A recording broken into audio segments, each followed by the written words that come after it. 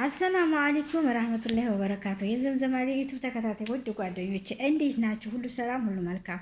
እኔ በጣም ደህና ነኝ አልሐምዱሊላህ። እንግዲህ ዛሬ የመጣሁት ወንድማችን ማስተር አብነት እንግዲህ ሊታከም ወደ ውጭ ሄዷል። አላህ ምሕረቱን አውርዶለት ጤናው ተመልሶለት ወደ ሀገሩ በሰላም በፍቅር እንዲመለስ እንደተለመደው የተቸገሩ ወገኖችን የተቸገሩ እናት አባቶችን ልጆችን የሚረዳ የሚያበረታታ አባታችንም ወንድማችንም ነውና በሰላም በደስታ ሄዶ ታክሞ ወደ ሀገሩ እንዳበቃው ዱዓ እናድርግለት ባለንበት ማለት ነው።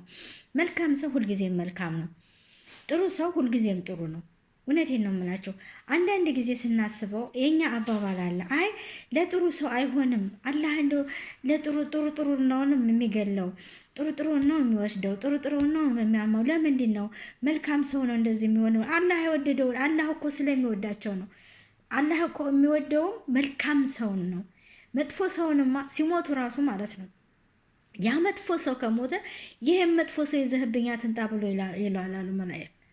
እና አላህም የሚወደው መልካምን ሰው ነው።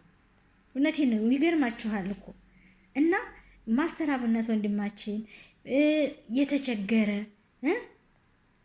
አቤት እኔ ምን ልበላችሁ? እውነቴን ነው ወላሂ።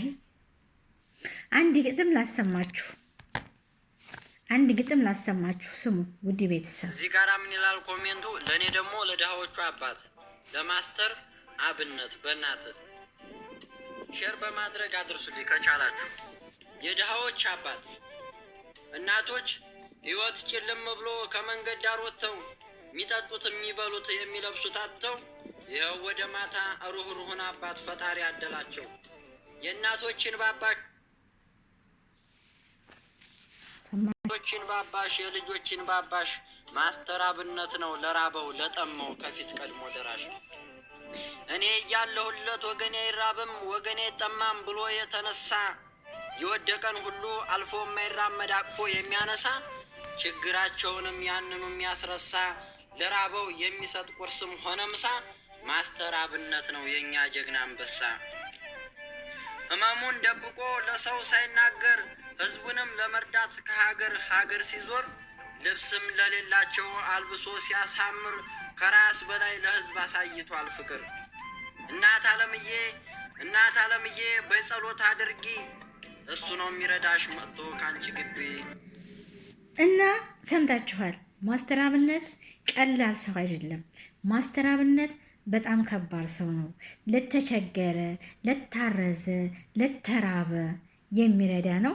አሁንም ቢሆን ሙስሊምን በዱዓው ወክርስቲያኑም ጸሎቱን አድርጎ ሙስሊምም ዱዓውን አድርጎ በየሃይማኖታችን ዱዓ አድርገንለት በሰላም ዲኖ ተደስቶ ለህዝቡ የሚመለሳል ያርገው፣ ለልጆቹም ለባለቤቱም። መልካም ሰው በዚች ምድር ላይ ይኑርልን። ማስተር አብነት መልካም አይገጥመውም። በጣም እጅግ መልካም ወንድማችን ነውና እሱ ምህረቱን አውርዶለት ተደስቶ ወደ ሀገሩ የሚመለስ ጤናውን ሰጥቶት ያድርገው እያልኩኝ እዚህ ላይ ሰናበታችኋለሁ ውድ ጓደኞች። ሰላም አለይኩም።